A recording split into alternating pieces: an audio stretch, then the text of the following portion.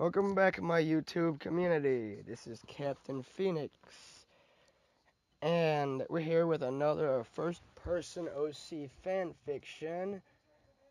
It's the one I've always wanted to do since I got started. I've been trying to work my way up to this. Origin of Shadows Chapter 1 is done, and this is what this is.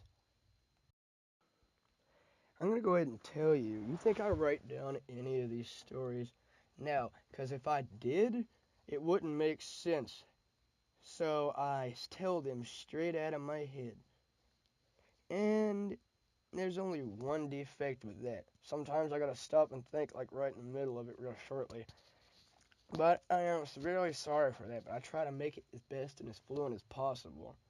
But still, somehow, yeah, what happened in Magic Dreams, I think I was having microphone difficulties. Yeah, but forget all that shit for now. I'm gonna go ahead and inform you, like, subscribe, comment. We gotta have some way to keep it going. And this story is an OC first-person fanfiction that I wrote myself called Origin of Shadows, Chapter 1, The Return of Red Eye. Oh yeah, I'm gonna go ahead and tell you, and if you didn't view my video, Fanfiction Rescue Me, you might want to do that before you watch this one, because this one leads off from where I left off there, right at the concrete gate. Okay, here we go. See, I left off at the concrete gate. As I stared at the concrete gate before me, see, realizing that it's covered top to bottom in blood and entrails, like something was severely mauled trying to climb over it, and severely failed trying to make it. Yeah, so I turned around, reared my feet back, and thrustably bucked the door open. The gate. Shit, I am bad at this. And blood and remnants splashed off in all directions, some getting on my back.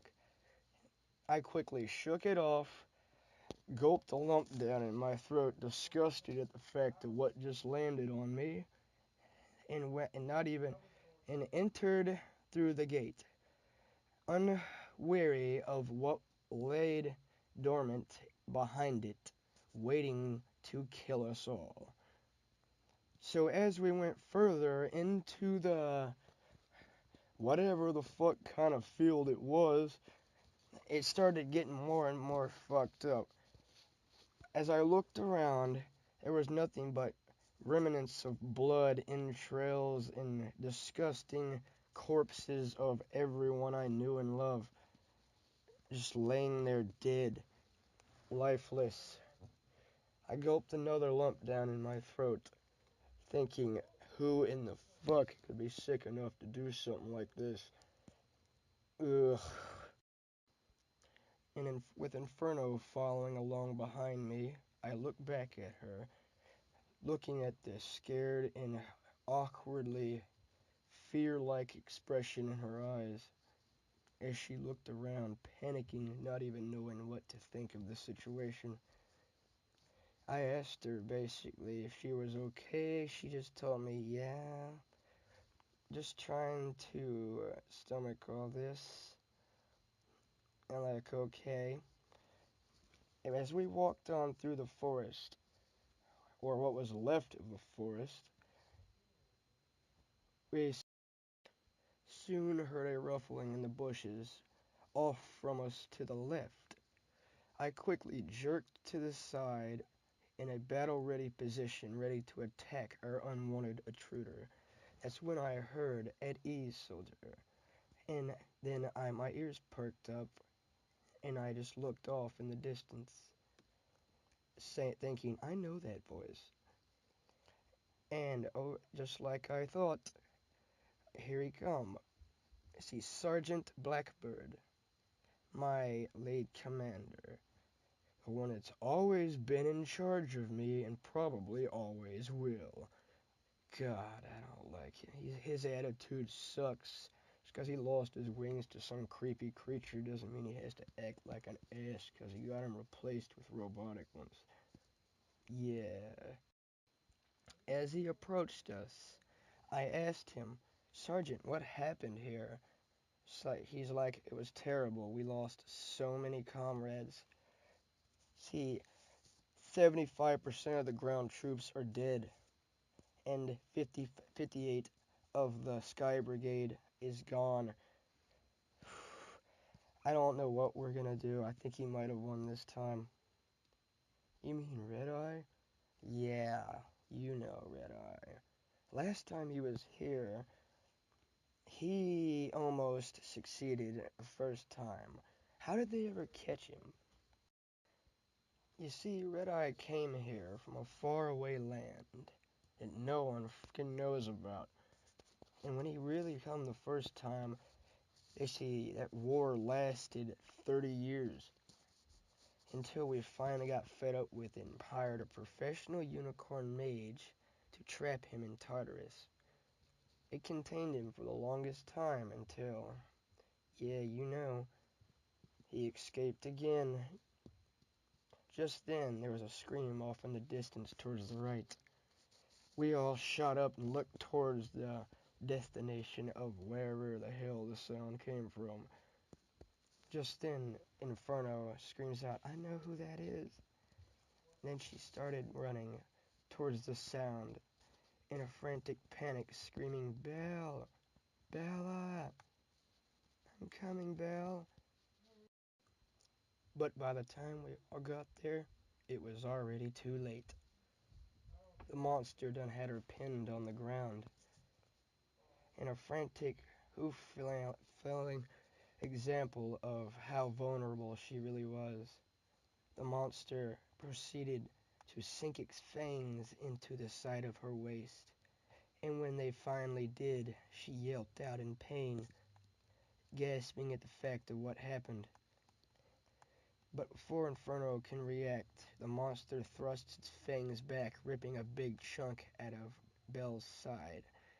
Inferno's horn then lit up and let out a good, long stream of plasma blast that hit the monster in the face and killed it on impact. And as soon as we were sure the monster was vanquished, Inferno shot out of the bushes and ran up to Belle. Realizing that she was already too late, Belle laid there lifelessly. Inferno slumped down across her, bawling her eyes out. I quickly ran up to comfort her, saying, Inferno, there's not much we can do now, except make the animal who did this suffer for what he did. I want to make him suffer just as much as you do, but there'll be time for that later. But right now, we are vastly outnumbered, and probably not ready for him anytime soon. She sniffled a little bit, trying to catch herself, and said, okay. And then we all just got up, wandered on a few more miles, until we heard another ruffling in the bushes. Well, this time we all jerked back into an assault-ready position, as we were ambushed by a Taliban of 5 shadow guards. We quickly broke and separated, and the guards did it as well. So I ended up with 3 of them. They ended up with 1 each. Some reason they didn't like me for some reason. So first thing I did was deal with them one by one. I quickly confronted the other one of them, punching him in the chin with my front left hoof, turning around to kick his comrade right across the mouth with my right side back hoof. And then I did one of the Phoenix things and fire blasted the other one. And one of them managed to dodge my attack, and that was the one I had problems with. He was probably a commander. But as we fought with them, I eventually vanquished him by snapping his neck. And believe me, it didn't make the blood and gore look of the situation any better. But by the time I was already done, I done realized that Inferno and Sergeant Blackbird have already taken care of their problems.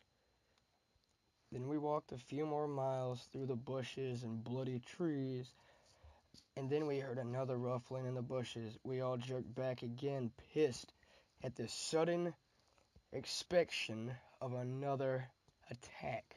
Just then, basically, I hear a faint female voice saying, "Why'd you take them all out? I was having fun."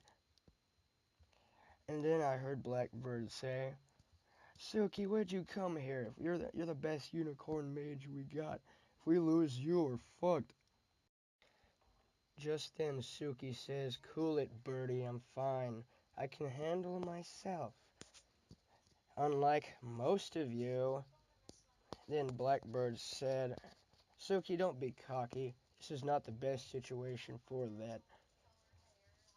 "Yeah, I know that.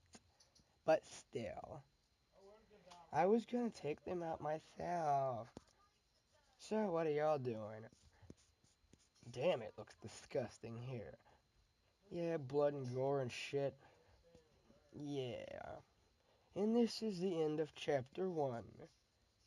See, tune in next whenever I decide to make chapter 2.